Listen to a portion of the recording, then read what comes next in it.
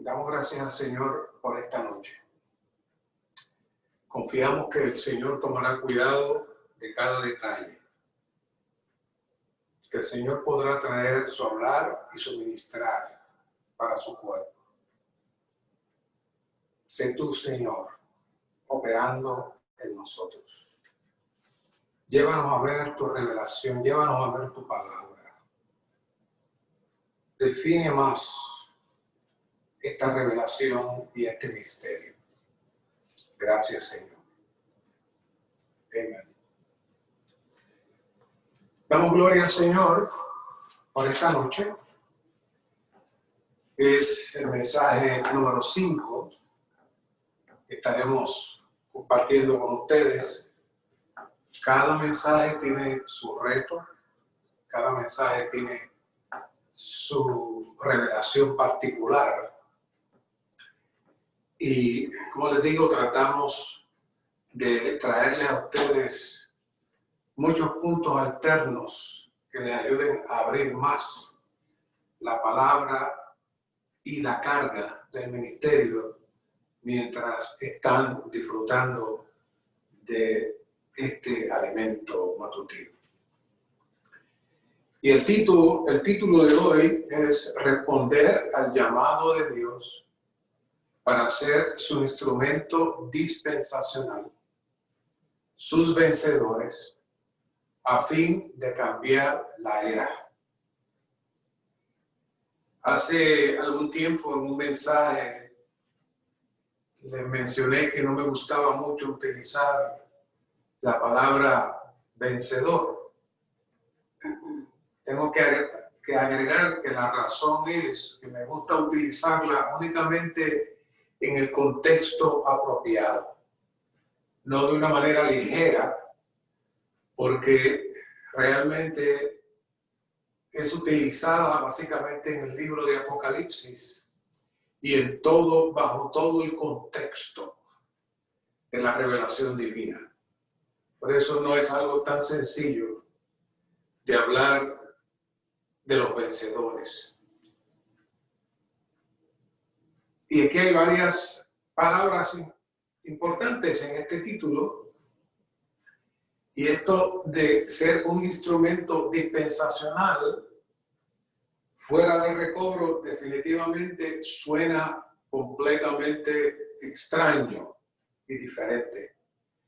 Así que vamos a repasar algunos puntos que nos van a ayudar a entender lo que es ser un instrumento dispensacional. Así que vamos al punto romano número 1, que nos trae siendo un instrumento dispensacional mediante la dispensación divina. Así que el título de este mensaje nos menciona el responder al llamado de Dios para ser su instrumento dispensacional. Y en mensajes anteriores hemos definido lo que es el término dispensación, que no es únicamente una era o una época, sino que se refiere al paso de Dios en la historia del hombre en su meta de dispensarse a sí mismo para tener los instrumentos apropiados para lograr su deseo. Es decir, Dios se dispensa, pero tiene instrumentos para dispensar su dispensación. ¿Sí? Se puede decir de esa manera. Y creo que les mencioné en algunos de los mensajes pasados, por lo menos en mi país, se utiliza el término dispensario, se utilizaba hace muchos años. El término dispensario era como una pequeña clínica en donde las personas podían ir para recibir tratamiento médico y suministrarle medicamentos. Así que se le dispensaba ayuda médica y se le dispensaba medicamentos a las personas. Dios estableció eras en la tierra con el fin de dispensar su vida, sanidad y liberación a los hombres por medio de los instrumentos dispensacionales. Cada era ha tenido su nivel de intensidad en esos niveles dispensacionales. Todo dependió de los instrumentos que el Señor tuvo disponible y cómo pudo él aplicar su dispensación dependiendo de los instrumentos disponibles. Es decir, que Dios intensifica o perfecciona su dispensación en armonía con la colaboración del hombre, de los siervos disponibles para él moverse. Sin esos instrumentos, Dios se restringe, se limita. Así que Dios necesita instrumentos que se hagan uno con Él para Él dispensar y que ellos puedan dispensar siendo los modelos de Dios en medio de la era. Y es lo que hemos estado estudiando por mucho tiempo, es que el apóstol Pablo le llama la economía de Dios. Lo único que en esta ocasión estamos agregando un paso adicional al término de la dispensación. Ya conocemos el término del término de la Reina Valera, por ejemplo, en Efesios 1:10, que habla en la dispensación del cumplimiento de los tiempos. Esa era la versión que tuvimos antes de que tuviéramos la versión Recobro que tenemos ahora. Y cuando miramos esa versión, esa definición o interpretación de la Reina Valera en Efesios 1:10 no es incorrecta, es correcta. El término economía, en griego es oikonomía, está la raíz ligada con la mayordomía y la distribución de los bienes, la distribución de las riquezas. La administración de la casa de Dios consiste en cómo Dios va a administrar lo que Él es en la iglesia. El plan de Dios, el propósito de Dios, esencialmente es su trabajo de dispensarse Él. Así que cuando la Reina Valera traduce en la dispensación del cumplimiento de los tiempos, está muy correcta. La versión Recobro, comenzando del versículo 9, dice, dándonos a conocer el misterio de su voluntad, según su beneplácito, el cual se había propuesto en sí mismo, para la economía de la plenitud de los tiempos, de hacer que en Cristo sean reunidas bajo una cabeza todas las cosas, así las que están en los cielos como las que están en la tierra. Con ese versículo, con esos versículos nada más, ya sabemos que está encerrado toda la carne de Dios. Dios tiene un plan. Y ese plan consiste en hacer que todas las cosas que en este universo están completamente fuera de lugar, están en un caos, el Señor pueda, mediante su dispensación, conectar a su pueblo escogido, a sus redimidos, a los que han recibido la vida divina, y se sujeten a la cabeza, y de la cabeza va a salir el fluir de la vida divina.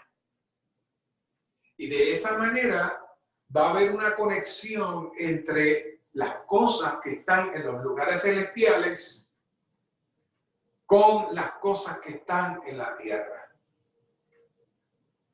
Y claro, lo que está aquí escondido es, como hemos hablado, el Señor está sacando a su pueblo de esa montaña de escombros. El Señor está sacando a su pueblo de toda la contaminación que hay, tipificada por Egipto y Faraón, y entrándonos en nuestro lugar nuevo de origen, porque ya no pertenecemos a la tierra, ya no pertenecemos a nuestras raíces, ya no son de este mundo, sino que ahora estamos siendo suplidos desde los lugares celestiales. Seguimos aquí, pero no somos de aquí. Nuestra familia, nuestros genes espirituales provienen de Dios mismo. Todo ese proceso es el proceso de la dispensación divina. Pero eso conlleva un proceso. Y volvemos a traer Mateo 6:10. Venga tu reino. Dios tiene un deseo, Dios tiene una voluntad. Dios quiere dispensarse. Dios necesita poner todas las cosas en orden en este universo. Por eso es que el Señor, enseñándole a los discípulos a orar, les dice, tienen que orar. La primera cosa es que venga tu reino. Porque hay otro reino que tiene que ser eliminado. De tal manera que la voluntad de Dios se haga. Hágase tu voluntad.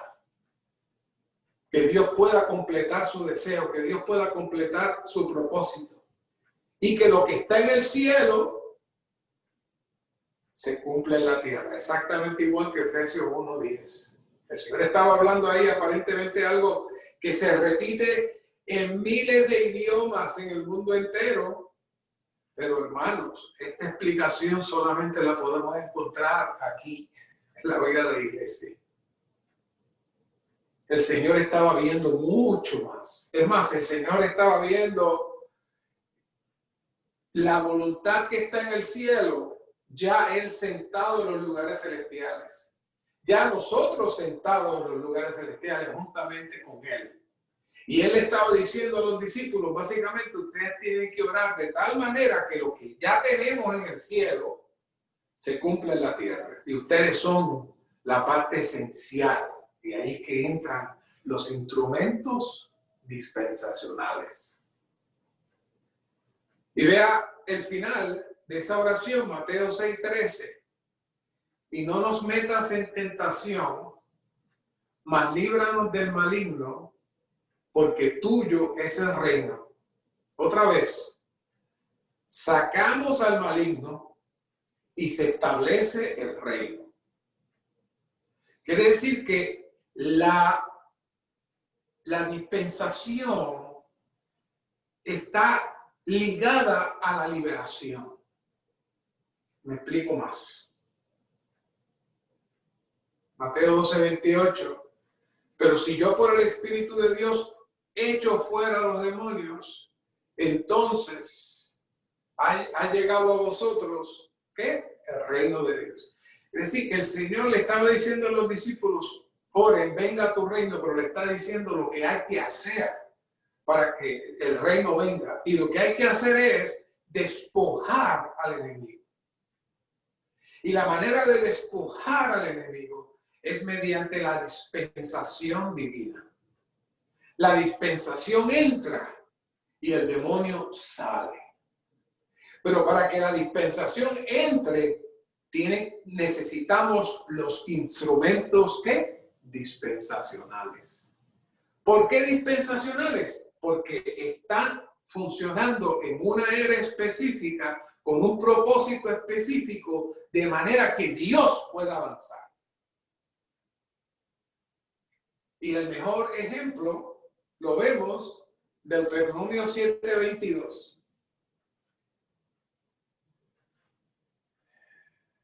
Son versículos que los hemos tocado, pero hay que traerlos otra vez y traerlos en el contexto. Y Jehová tu Dios echará a estas naciones de delante de ti poco a poco. No podrás acabar con ellas enseguida, no sea que las fieras del campo se multipliquen contra ti. ¿Qué fue ahora desde esta perspectiva? ¿Qué era lo que estaba pasando? Cuando el pueblo de Israel entraba, se convertían ¿en qué? En los instrumentos dispensacionales para traer la cultura, para traer la adoración a Dios, para traer la presencia de Dios y traer al pueblo de Israel en un lugar donde solo había contaminación, muerte e idolatría. Por eso yo digo que la dispensación está ligada con la liberación. Por eso es que el Señor dice, si yo echo fuera demonios, quiere decir que ha llegado el reino. Así que los instrumentos dispensacionales son aquellos que viven e imparten a Dios para traer el reino y el deseo de Dios. Otra vez, los instrumentos dispensacionales son aquellos que viven e imparten a Dios para traer el reino y el deseo de Dios. Así que, como hemos dicho, la palabra economía es igual a dispensación y dispensación está conectada con liberación porque necesitamos que en la economía de Dios, que es el plan de Dios de poder, Él dispensarse en el hombre, su vida divina en el hombre, y que cambie entonces la era actual donde Satanás tiene dominio. De esa manera los demonios son echados fuera, el enemigo se ha echado fuera. Líbranos del mal, venga tu reino. Nos toca a nosotros convertirnos en tales instrumentos para que el Señor entonces libere los cautivos y traiga su reino. Ya con eso casi me puedo ir. Esta es la base del mensaje. Sé que escuchamos mucho de estas palabras y las aceptamos y las recibimos, pero necesitamos entrar y ver los detalles intrínsecos de todo este proceso. Y volviendo otra vez al principio, la primera dispensación que Dios quería hacerla con Adán y Eva, la primera familia. Y deseo enfatizar que Adán y Eva, antes de que ellos fueran contaminados, ellos se encontraban en una atmósfera divina.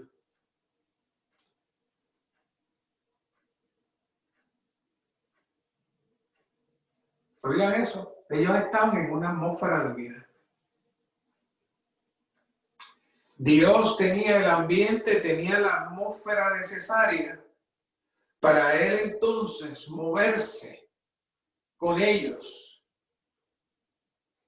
y poder impartirse en ellos y hacer un cambio, un inicio. En este caso no sería un cambio, sino un inicio de una nueva era universal. Dios necesitaba del hombre y Dios necesitaba dispensarse en el hombre para que el hombre a su vez se convirtiera en ¿qué? En su instrumento dispensacional. ¿Ven qué sencillo? Pero ya sabemos lo que pasó. Ellos, que fueron creados como un ser tripartito, espíritu, alma y cuerpo, tenían una capacidad espiritual para poder percibir las cosas espirituales de Dios. Aún un cuerpo, pero era para vivir las cosas espirituales de Dios, un alma para expresar las cosas espirituales de Dios. Es decir, todo lo que Adán y Eva tenían en ese momento era para expresar a Dios. Pero les faltaba a Dios mismo como vida en ellos mediante recibir el dispensar de Dios en el árbol de la vida. Eso nada más. Estaba todo listo, estaba todo preparado. Ya ellos estaban en contacto con Dios, ya tenían la atmósfera lista. Lo único que necesitaban era recibir a Dios como vida.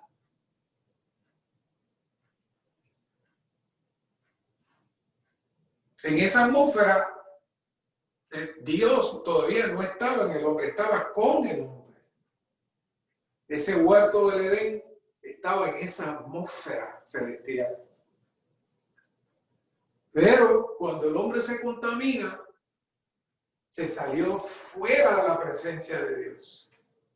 De esa manera interrumpió el primer gran dispensar para el primer gran cambio, el inicio majestuoso del universo que se iba a comenzar ahí. El hombre lo pospuso. Por eso que en Génesis 3:9 ya saben que el Señor pregunta que ¿dónde tú estás? Porque estaba fuera de la atmósfera divina. Ahora Dios nos entró otra vez en esa atmósfera divina. No es que nos va a entrar, es que nos entró. Dice que nos sentó juntamente con Él en los lugares celestiales. Así que lo primero que Él hizo fue volver a ubicarnos en ese lugar. Nosotros tenemos el derecho, tenemos la autoridad y tenemos la manera de entrar en ese lugar.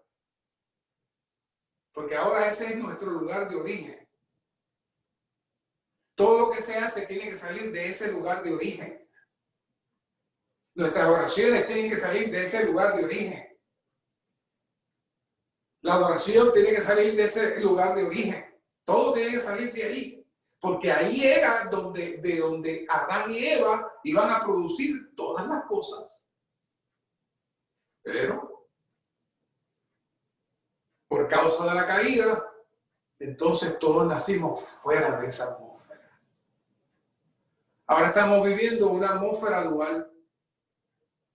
Por un lado tenemos nuestro espíritu que está conectado como la escalera de Jacob a los lugares celestiales, pero todavía nuestro cuerpo y nuestra alma están en proceso de ser redimidos. Hemos sido regenerados, hemos sido redimidos en el primer paso para perdón de pecados, pero todavía falta la redención final en donde tanto nuestra alma como nuestro cuerpo será transformado y seremos entonces ubicados plenamente dentro de esa atmósfera celestial. Esa es una buena esperanza. Por eso el ladrón en la cruz agarró un boleto gratis. ¿Se acuerdan de él? Donde el Señor le dice que estarás conmigo hoy en el paraíso. Él entró, murió y entró. Pero llegará un día donde el Señor nos transformará, nos dará un cuerpo nuevo. Y todos entraremos y viviremos en la eternidad dentro de esa atmósfera otra vez. No se nos olvide eso. Por bonito que vea las cosas aquí, por mucho que le guste a usted estar vivo, por mucho que le guste a usted disfrutar aquí, todo esto es mentira. Todo esto va a pasar. Lo único que va a durar va a ser la vida divina en nosotros, dentro de lo que en la Biblia le llaman el cielo. Por eso se habla tanto, hágase tu voluntad como en el cielo. Porque ahí es que está el centro de la administración de Dios, donde el Señor nos está llevando y nos está entrenando a permanecer ahí, en ese lugar. Así que, en el punto 2, a pesar de que Dios se enfocó y le habló al hombre de que tuviera autoridad, de que pudiera expresarle. Y la obra de Adán básicamente tenía como meta expresar a Dios y ejercer su autoridad. cayó. Y esta caída continuó desde Adán hasta la Torre de Babel. Así que en la Torre de Babel los hombres hicieron dos cosas. Primero, negaron la autoridad de Dios. Los hombres se rebelaron contra Dios. Y dijeron, ¿quién es Dios? No lo conocemos.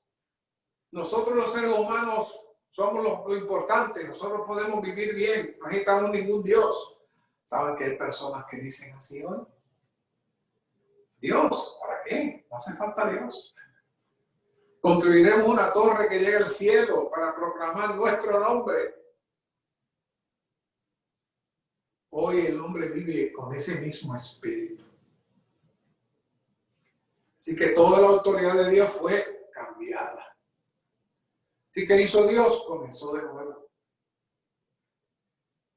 Todo estaba completamente fuera de lugar, así que Dios llamó a Abraham. ¿Sabe de dónde lo sacó? Lo sacó de la tierra donde estaba la Torre de Babel. De esa tierra de idolatría y de rebelión, Dios llamó a Abraham y lo sacó de su parentela y se lo llevó fuera. Ya sabemos la historia, los descendientes de Abraham salieron de Egipto, llegaron a la tierra de Canaán, después de todo ese proceso. Finalmente, el profeta Samuel, que de él podemos hablar en otro momento, vino a ser un instrumento dispensacional. Por medio de él se introdujo el reino, cambió la era. Llegó David. Luego vienen los tiempos de Salomón. Todavía hay algo ahí, hay un rey, hay un trono, hay un templo. Todo eso está ligado a la autoridad, está ligado a la expresión, a la gloria. Pero no mucho después, Salomón envejece, se contamina y la condición de Israel cayó otra vez. ¿Y qué pasó? La mayoría de los israelitas fueron llevados en cautiverio. ¿A dónde? A Babilonia. Así que toda la nación había desaparecido. Hasta los utensilios que tanto Salomón se jactaba, todo fue llevado. Así que ese plan del enemigo se intensificó y eso todo comenzó tan sencillo desde que Caín se independiza de Dios, se construye la primera ciudad, estamos ya en el número romano 3, le llamó a la ciudad como al hijo para exaltar el nombre del hijo y su familia, Enoc. Se engendró de esa misma descendencia, Génesis 10:8 sale Nimrod, influenciado posiblemente por el hijo de Caín, y se hizo tan poderoso y tan fuerte en todo que comenzó su reino. Hizo muchos reinos, pero hubo uno que sobresalió, el reino de Babel. También estaba el reino de Erec, Akkad y Calne, y todo eso era un área que se llamaba la tierra de Sinar. Esa es una tierra de rebelión. Así que vino Nabucodonosor, sitió a Babilonia, o sea, sitió a Jerusalén, la tomó completa, se llevó todo y se lo llevó ¿a dónde? ¿A dónde se lo llevó? A la tierra de Sinar. ¿Qué era de eso? ¿Qué era eso? El lugar donde el Señor había sacado a Abraham. O sea, que el enemigo volvió y atrasó todo el proceso y comenzó otra vez trayendo al pueblo de Israel completo a la tierra de la idolatría.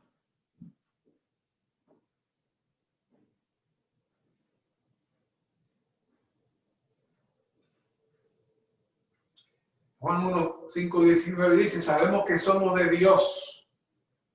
¿Por qué somos de Dios? Porque nosotros tenemos, nuestro origen es Dios, nuestro origen es el cielo, nuestro origen es la vida divina. Pero el mundo entero yace el poder del maligno. Y vamos a darle una vuelta a ese verso a la luz de lo que estaremos trabajando esta noche. Así que cuando vemos a Sinar, desde Génesis hasta Apocalipsis, la mayoría de los casos de rebelión en contra de Dios ocurrieron ahí en esa tierra de Sinar, que es Babilonia y es Babel. Toda la tierra en ese momento estaba bajo el dominio del rey de Babilonia. Y Babilonia es tipo de Satanás. El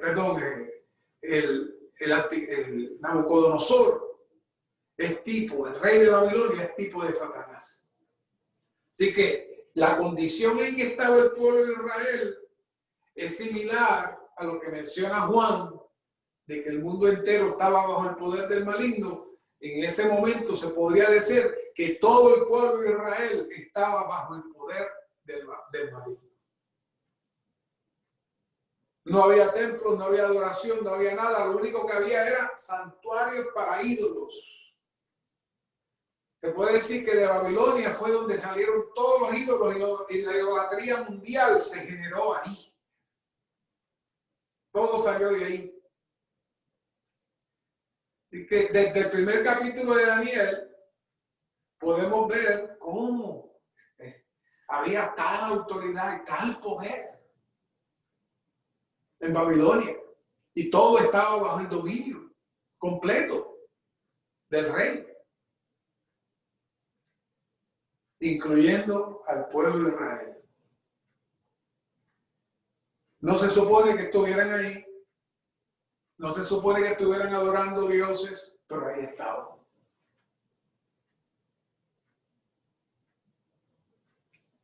Fueron sacados de un lugar muy lejos de ahí, tenían un lugar donde adoraban a Dios, todo eso se exterminó, todo eso se acabó.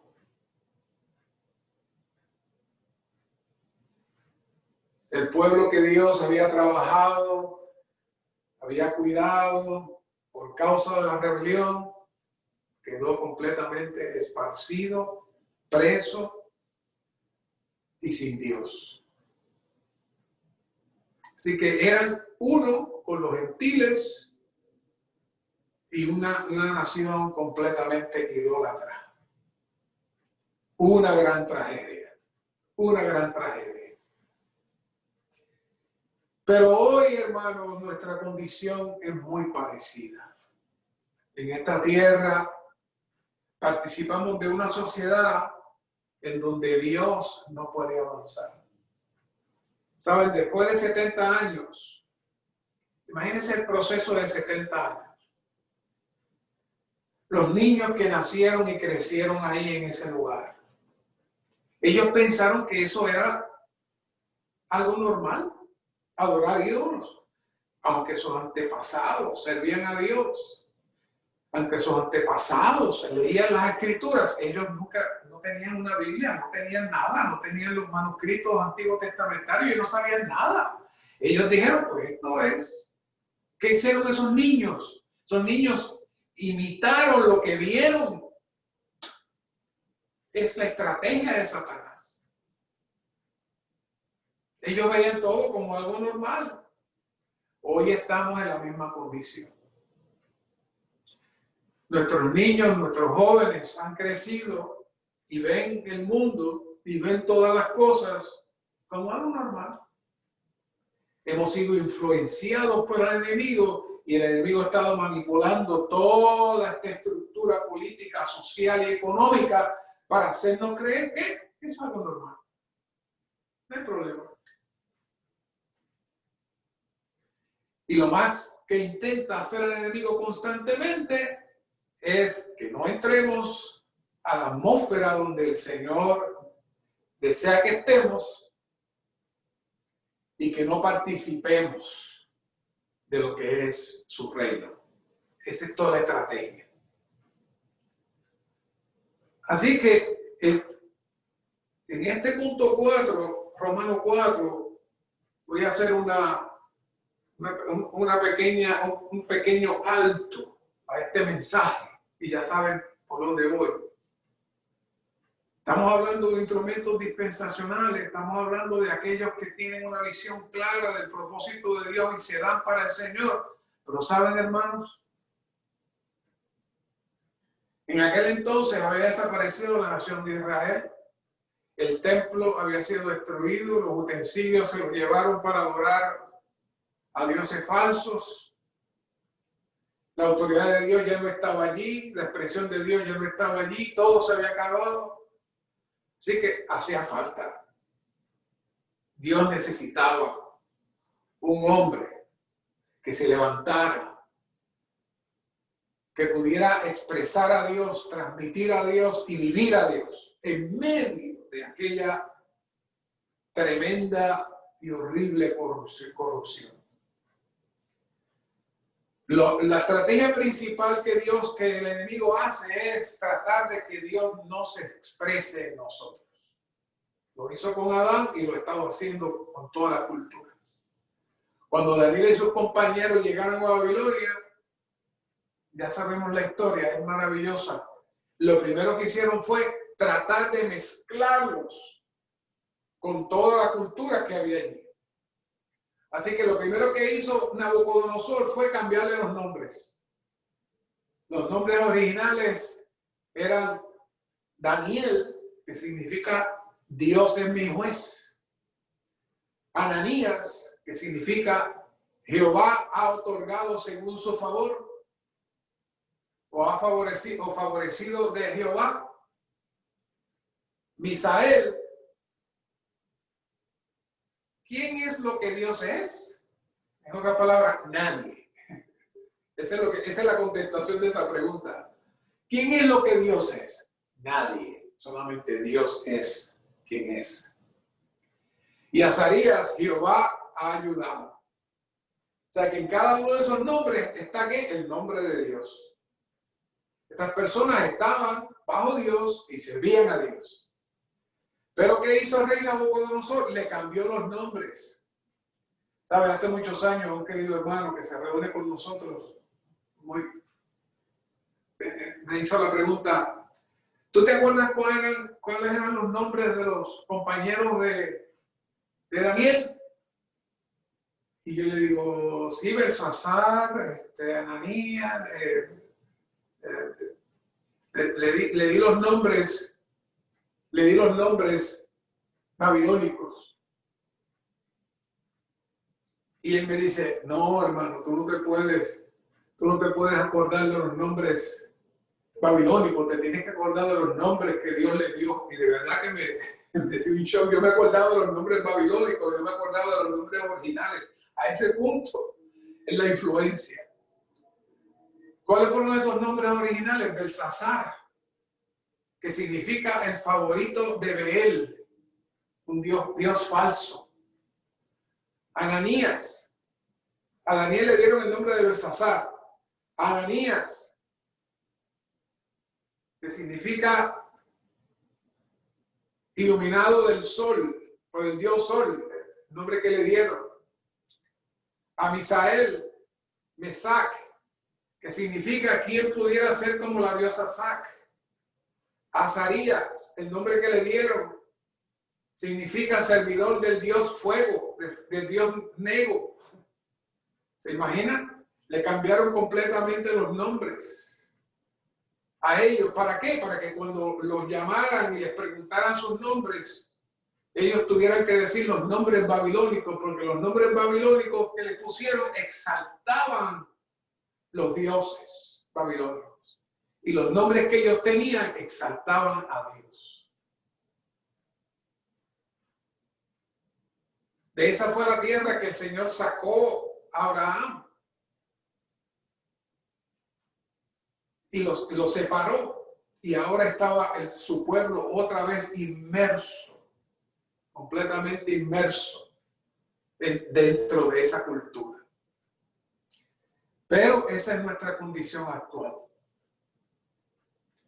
Si usted puede tener en su trabajo, quizás con su vecino, una conversación muy amable, le puede hablar del clima, le puede hablar de política, le puede hablar de auto, le puede hablar de cualquier cosa que usted quiera. Pero si esa persona no es creyente y usted viene y le empieza a compartir del Señor, hasta ahí paró la amabilidad. Me ha sucedido. Estoy en un lugar lo más tranquilo y enseguida trato de entrar a hablar del Señor. La atmósfera cambia completamente. ¿Por qué? Porque la atmósfera babilónica todavía está en medio nuestro. Y la atmósfera de la idolatría todavía está en medio nuestro. Y Satanás trata de restringirnos de tal manera que no hablemos, para que no nos sintamos mal al frente de los demás y no sonar raros. Así que mejor cállate la boquita para que no te digas mal, no digas nada de eso. ¿Qué es eso? Eso es cambiarse el nombre, eso es ponerse otra ropa. Lamentablemente la batalla más grande de eso la tienen nuestros jóvenes, que después de estar en la vida de iglesia desde niños, llegan a la universidad y ahí se encuentran con el impacto. O cuando comienzan a trabajar encuentran el impacto. Y nosotros no lo hemos entrenado, no lo hemos perfeccionado y ellos comienzan a comer, a beber, a hablar como los demás para no sonar diferente. Pero ¿de quién es la responsabilidad? ¿De quién es la responsabilidad de todo esto? No dice la Biblia, pero ¿qué vida de familia tuvo Daniel y sus compañeros que estaban tan claros en puntos como evitar la mezcla, leer las escrituras y amar a Dios sobre todas las cosas? ¿De quién era la responsabilidad? Seguro, todo eso ellos lo vieron de su familia, de sus padres, de una madre o una abuela como el caso de Timoteo, o de unos abuelos como el caso de Matusalén y su abuelo Yared. Por eso hablamos 5 mensajes sobre este tema con ustedes. 5 mensajes. No queremos que se les olvide. Porque estos 5 mensajes son la clave y la base. Y aunque estamos hablando de tener instrumentos dispensacionales, ¿saben qué necesitamos realmente? Necesitamos tener familias dispensacionales, matrimonios dispensacionales. Tengo una hija que es maestra y ahora con este asunto de la pandemia, aparte de ella tener que laborar para enseñar a sus discípulos por Zoom y de diferentes maneras, ahora también tiene que hacerlo ella directamente con su hijo. Y no es fácil. Antes todo se hacía en la escuela, ahora hay que hacerlo todo en la casa. Directamente ella tiene que dispensar.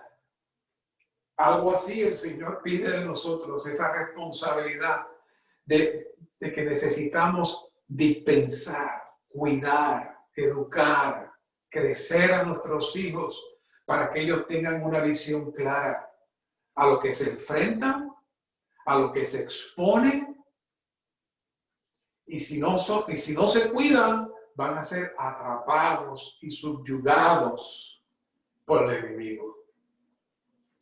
Babilonia está igual en el mundo actual.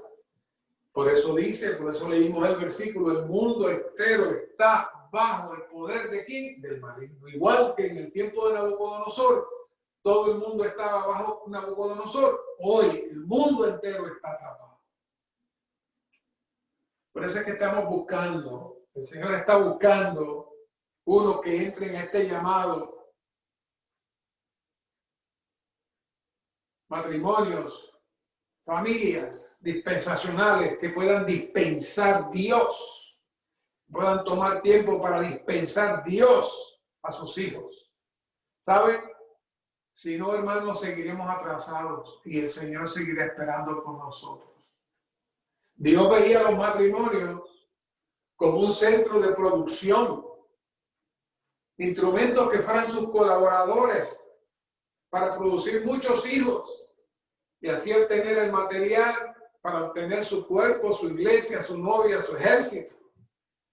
Esa es la carga de Dios con el matrimonio. Esa es la carga de Dios con la familia. Por eso estamos hablando aquí de familias dispensacionales, matrimonios dispensacionales. Ahora solamente estamos hablándole a algunos excepcionales, algunos que puedan ser vencedores. Pero ¿qué tal si cambiamos el algunos por familias? Si enfatizamos familias, vamos a tener muchos más. Muchos más. Definitivamente, hermanos, hay que repasar esos mensajes uno por uno, porque Dios tiene esa carga. No, eso no es únicamente para mensajes de vez en cuando. Eso es nuestro vivir diario. Toda esta palabra cae, especialmente las parejas jóvenes con niños o con jóvenes o parejas que están a punto de iniciar un nuevo matrimonio. Necesitan urgentemente ver esto, o si no, usted entrará plácidamente bajo el dominio babilónico y usted se vestirá y comerá y tendrá todo lo que Babilonia tiene y usted será feliz, entre comillas, pero no será útil para Dios. Que Dios no tenga su descendencia, que Dios no pueda producir lo que quiere, hermano, es un desperdicio, es algo terrible. ¿Sabe? Satanás no le molesta que estemos hablando de la palabra, que estemos compartiendo las revelaciones, a él no le molesta. Quédense ahí hablando de eso tranquilito, él no le molesta. Pero lo que sí le molesta es que descubramos cuál es el secreto para derrotarlo. En la industria hay un dicho que dice, no tenemos que inventar la rueda, solo necesitamos saber utilizarla. Ya hablamos, la clave está ¿dónde? En los matrimonios, en las parejas. A veces sabemos que hay familias que no está el matrimonio unido y a veces hasta son los abuelos los que están haciendo el trabajo. Perfecto, por eso estoy hablando de familias, matrimonios, pero familias dispensacionales. Que los padres sepan ser el 50% de manera temporera para que sus hijos, para sus nietos, como su complemento hasta que sean perfeccionados y tengan familia. Y ellos puedan entonces tener una unidad completa. Y se repite el ciclo, y se repite el ciclo. Y Dios pueda tener entonces lo que está buscando. ¿Saben? Nuestro último mensaje de esta serie no puede ser mejor. Se titula La preparación de la novia. Es para la próxima semana. ¿Saben que Efesios es el libro de instrucciones que escribió el apóstol Pablo para la preparación de la novia? ¿Y sabe dónde está la fábrica? Está en nuestras casas. Damos gracias por la pandemia que nos ha forzado a estar en las casas y ha forzado a la familia a tomar cuidado directo de los hijos. Mucho trabajo, pero es lo que Dios quiere. Dios desea preparar la novia de tal manera que tenga su graduación en Efesios 6 para que seamos vestidos de la armadura de Dios y su enemigo sea derrotado. Pero esa novia, ¿de dónde sale? De las casas. Así que este tema nunca va a ser sobreenfatizado. Necesitamos traerlo una y otra vez. ¿Saben por qué, hermanos? Porque si miramos, sí, hemos tenido un avance grande en el recobro del Señor, pero también todavía estamos perdiendo muchos jóvenes. Todavía hay problemas matrimoniales, todavía hay sus divorcios, todavía hay sus situaciones. ¿Por qué? Porque no han visto su función, no han visto la necesidad, la urgencia de que se puedan convertir en los elementos, en los instrumentos que Dios necesita para el poder regresar. Cada localidad tiene que evaluarse, tiene que mirar qué está haciendo. No basta con traer 1000 mensajes. Necesitamos ver cómo están las familias, cómo están los esposos, las esposas, cómo están nuestros jóvenes. De lo contrario, el Señor necesitará otra generación más. Hay muchos santos preciosos con cargas con los jóvenes, se han preparado tantas lecciones, pero la iglesia sola no puede hacerlo. La iglesia sola no puede hacerlo. El orden es, empezaba con Adán y Eva y ya lo llevé por toda la Biblia, hasta el Nuevo Testamento, donde todo se formó y surgió en la familia. ¿Por qué será que Cristo, Dios no lo mandó en un asteroide, una cosa que explotara como Superman y saliera? No, ¿de dónde salió Cristo? De una familia. Todo nace de una familia. Es el centro, es la clave de todas las cosas. Yo sé que ustedes han escuchado esta parábola muchas veces, la que vamos a leer esta noche. Entonces estarán, Mateo 24:40, entonces estarán dos en el campo. El uno será tomado y el otro será dejado. Dos mujeres estarán moliendo en el molino, la una será tomada y la otra será dejada. Velad pues, porque no sabéis en qué día viene vuestro Señor. Sé que lo han visto, pero vamos a verla diferente esta noche. Fíjense, si miramos cuidadosamente, estas dos mujeres eran dos mujeres trabajando en el molino y dos hombres trabajando en el campo. Dos mujeres que estaban utilizando el mismo molino, quiere decir que eran vecinas. Eran vecinas, estaban usando el mismo molino. Y dos hombres que estaban trabajando en el campo, quién sabe si eran los esposos de las mujeres, que eran amigos, quién sabe. Entonces, ¿qué eran esas dos mujeres y esos dos hombres? ¿Qué eran? Una familia. Siempre pensamos, que uno se va y el otro se queda. No, vea. Uno será tomado, otro será dejado. Una será tomada, otra será dejada.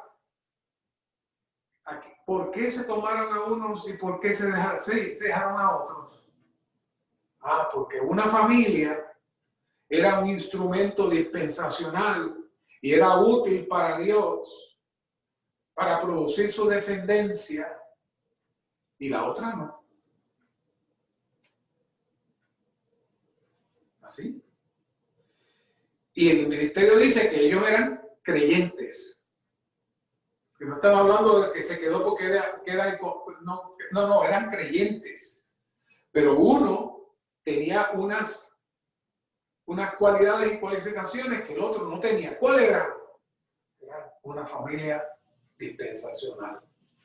Una familia que dispensaba a Dios. Una familia que era útil para Dios. Para que su descendencia creciera.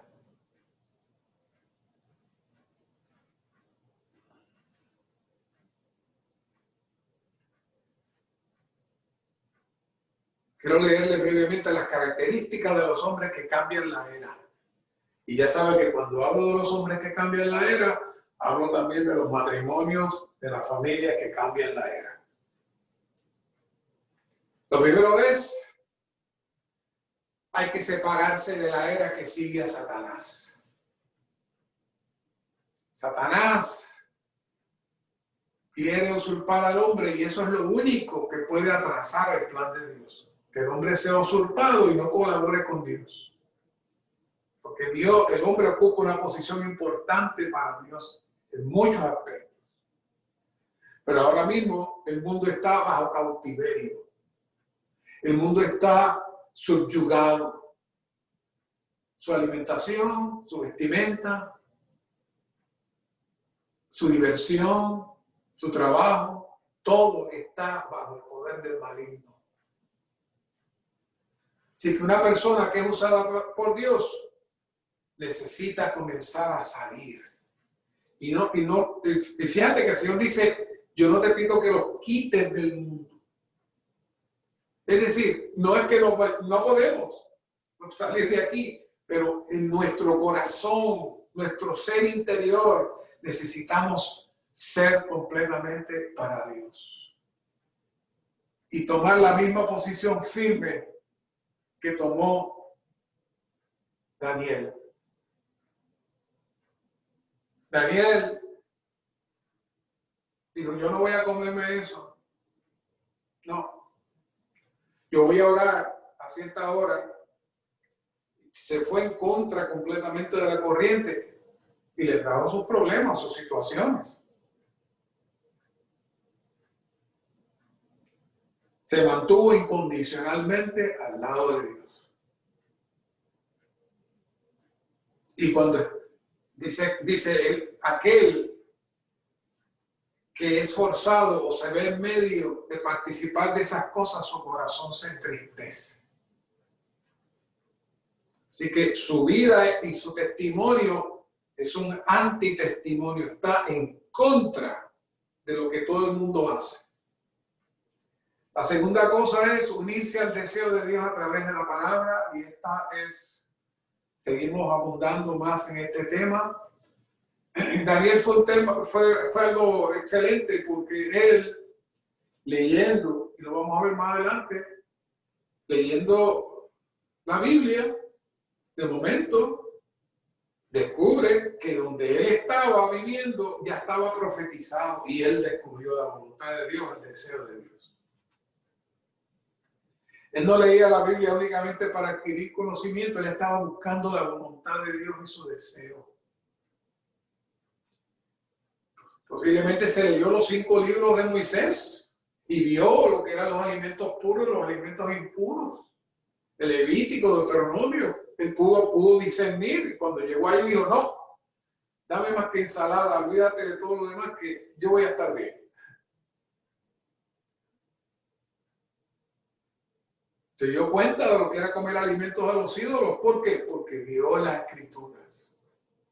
No se limitó solamente a estudiar, sino a aplicar en su vida diaria, en su vivir diario. Se dedicó a aplicar lo que estaba leyendo y lo que estaba viendo. El hermano trae en esta semana un ejemplo que lo hemos traído ya varias veces y tengo que traerlo. Dice, muchos de nuestros jóvenes se pueden casar con un no creyente y no les molesta. Aunque la Biblia es clara que dice que no se puede hacer yugo desigual. Y ya les explicamos lo que es un yugo desigual. Pero lo hacen, pero no les molesta. ¿Por qué? Porque pueden leer la Biblia, pero ellos no están viviendo, no están adheridos a la palabra, como estaba Daniel. Cuando él leyó el libro de Jeremías y vio que ya estaba profetizado que el pueblo iba a estar preso por 70 años y después de 70 años él lo volvería a bendecir, y comenzó a ayunar y a orar por eso, para que se cumpliera lo que leyó en la Biblia. Así que no leyó la Biblia y dijo, ay, mira, pues se parece a lo que yo estoy viviendo. No, está bien. No, él dijo, esto es. Y comenzó a orar. Y se hizo uno con el deseo de Dios.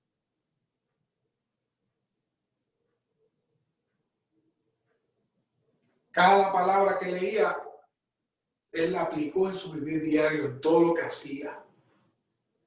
Así que su carga principal se convirtió en la carga de Dios y lo que hacía era ayunar y orar para que el pueblo de Dios fuera restaurado. Él solamente hizo lo que la palabra le mostraba. Esto es un hombre, un instrumento dispensacional que no solamente cree en Dios, ama a Dios, sino que él ejecuta y se mueve de tal manera que Dios tenga la manera de completar su propósito. Cuando descubrimos lo que Dios desea, las Escrituras nos muestran lo que Dios desea, nos muestra la voluntad de Dios. Necesitamos ser aquellos que nos hacemos uno con el deseo de Dios, con la voluntad de Dios. Y obviamente necesitamos cooperar con Dios a través de la oración. Tuvimos un buen tiempo compartiendo sobre este tema de la fe vinculante y la oración. Necesitamos entrar en ese tema, entendiendo que el lugar para ese tema, para poder entrar en la oración que Dios necesita, es la oración desde nuestro espíritu. Ya saben que Satanás quiso impedir la oración de Daniel, igual que siempre trata de impedir la nuestra. Así que él buscó la manera, de muchas maneras, de cómo parar la oración de Daniel. Y saben la historia del rey Darío, que decretó 30 días cualquiera que hiciera súplicas a Dios o hombre que no fuera rey, sería lanzado al foso de los leones. Los enemigos de Daniel planificaron todo un plan. Pero ¿qué hizo Daniel? Se fue a orar. Cuando salió el edicto, yo no sigo orando. Pero eso quiero, antes de finalizar, quisiera que leyéramos esos versículos. Es impresionante. Si Daniel no hubiese retado la autoridad y se hubiese ido en contra de la corriente, hubiese sido una gran derrota para Dios y Satanás hubiese triunfado.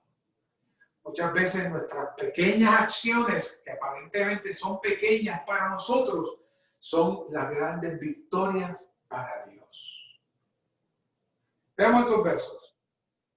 El 6:5 dice: entonces dijeron estos hombres, no hallaremos ocasión alguna contra este Daniel para acusarle, a menos que la encontremos contra él en relación con la ley de su Dios. Vamos a inventarnos algo.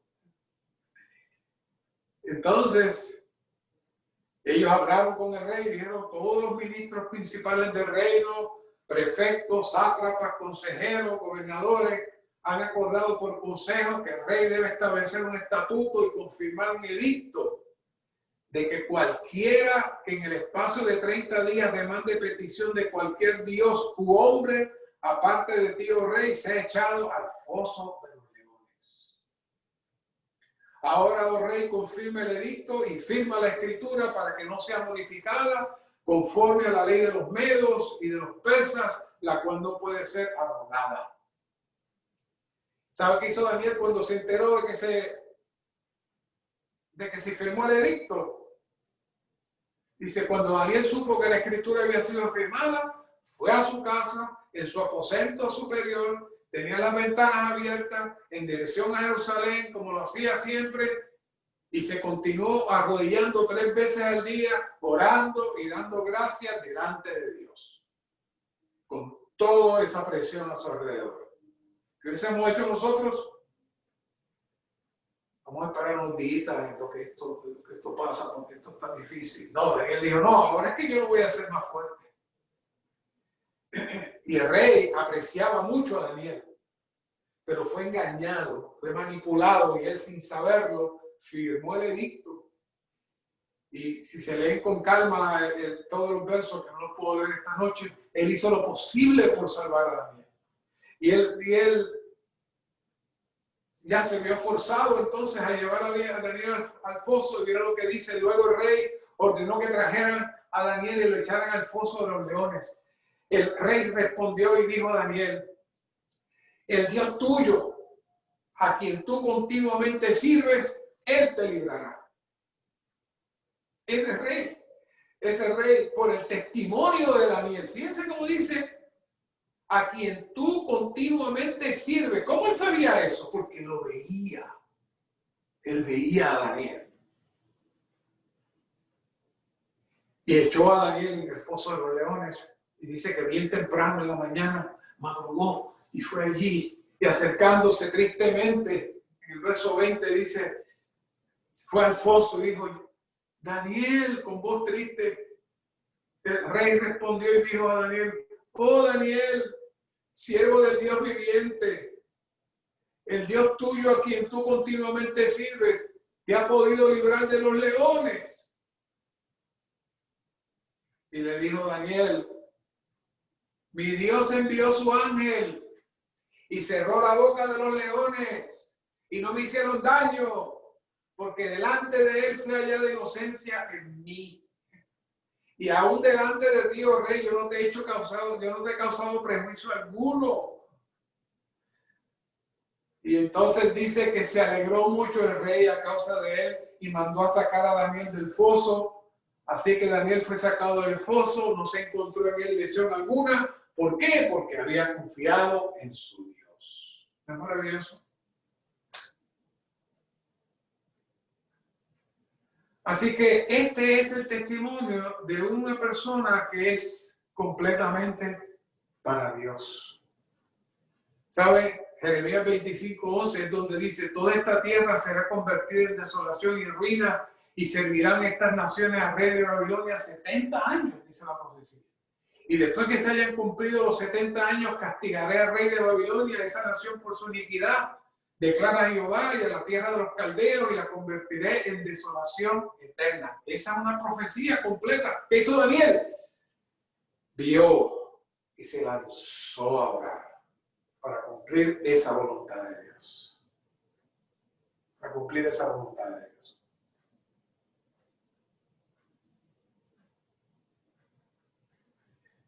Y el punto último es no importarle su propia vida, y ya eso lo vimos. Como a él no le importaba morir.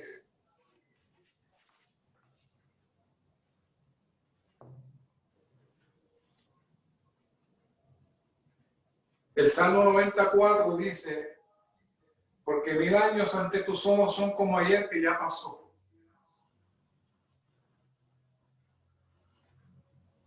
Y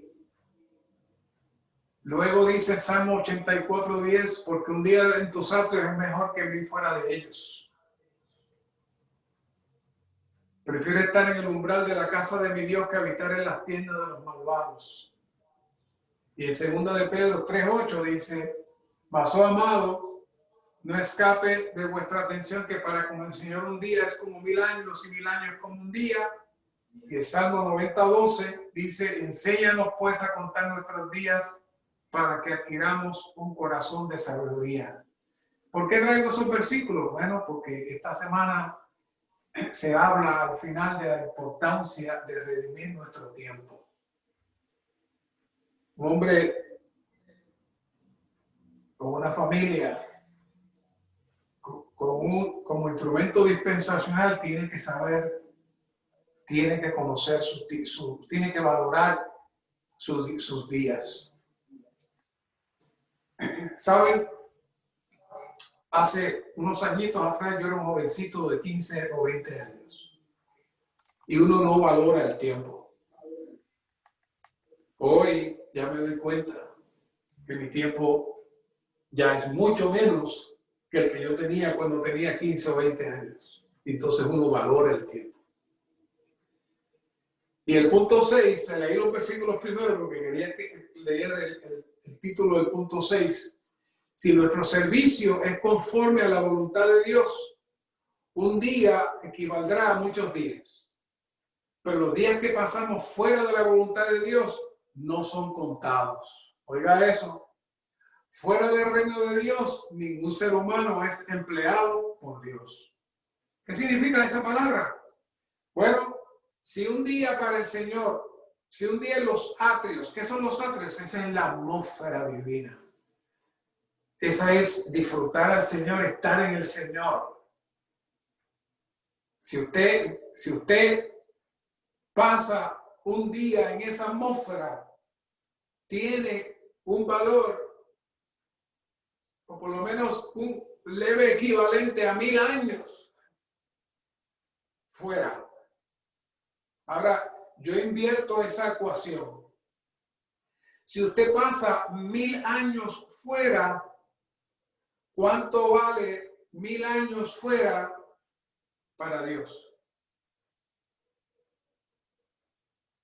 Bueno, te dirá un día. Ahora, ¿cuántos son los días que usted vive? Cuando usted gasta sus 60, 70, 80 y su mayoría de esos 60, 70, 80 años lo pasa fuera de la atmósfera para Dios. Cuando vayamos frente al Señor, ¿sabe lo que el Señor va a hacer?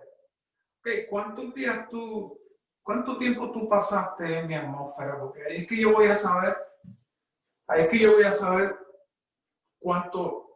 qué voy a hacer contigo.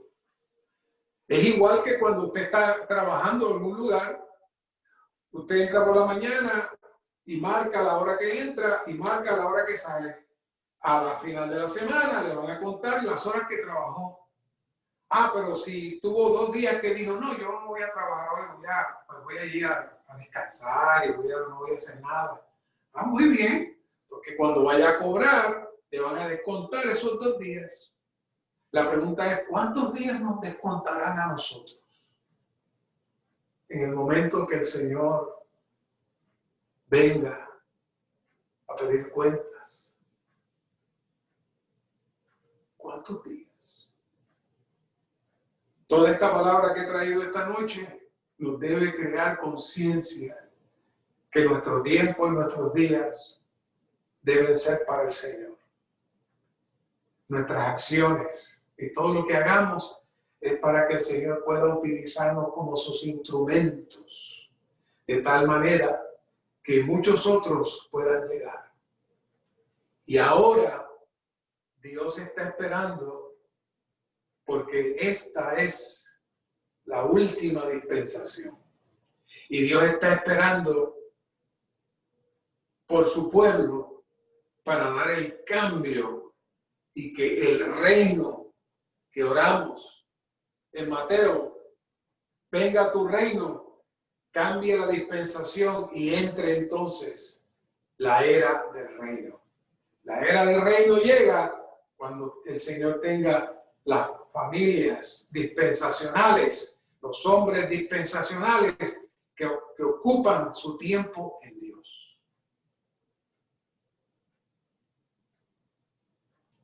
Primero de Crónicas 12:32 dice, de los hijos de Isaacar, hombres capaces en discernir los tiempos para saber qué debía hacer Israel. Eso era lo que David había escogido. Hoy tenemos que ser los hombres capaces de discernir los tiempos para saber qué es lo que debemos hacer. Y con esto termino. El hermano Li, en China, Chifu, en el año 1942, escribió esto y parece que se lo estuviera escribiendo para hoy. Las personas en la tierra sufren calamidades y las iglesias están en dificultades. Esta no es la era del deseo del corazón de Dios, sino la era de los procedimientos que Dios usa. Dios está utilizando lo que está pasando hoy con un propósito. Dios usa sus procedimientos a fin de cumplir el deseo de su corazón. Para cambiar la era de los procedimientos a la era del deseo del corazón de Dios. El hombre debe hacer oraciones que cambien la era. Daniel fue tal hombre. La tierra sufre calamidades porque las personas en la tierra no quieren a Dios y no se ocupan de los asuntos de Dios. Por tanto, si los santos han de orar para ponerle fin al tiempo de las calamidades, ellos deben responder a las exigencias de Dios y ocuparse de Dios y sus necesidades. Estas calamidades deberían despertarnos, que ya no vivamos para la tierra. Hoy deberíamos consagrarnos verdaderamente para responder en nombre de la iglesia a las exigencias de Dios, para que Dios pueda tener la manera de entrar y cambiar esta era de procedimientos a la era del deseo de su corazón. Imagínense, todo está en 1942 y hoy Dios está buscando quiénes van a orar, quiénes van a ser uno con la voluntad de Dios para que Dios cumpla su propósito. Señor, te presentamos esta palabra. Queremos ser tus instrumentos de tal manera que podamos dispensarte a ti mismo y que tú puedas moverte y tú puedas finalizar esta era y que tu reino llegue, que tu enemigo sea echado fuera. Podamos salir del adormecimiento que Babilonia tiene a este mundo y salgamos de toda idolatría, de toda contaminación y que podamos darnos a ti exclusivamente. Gracias, Señor.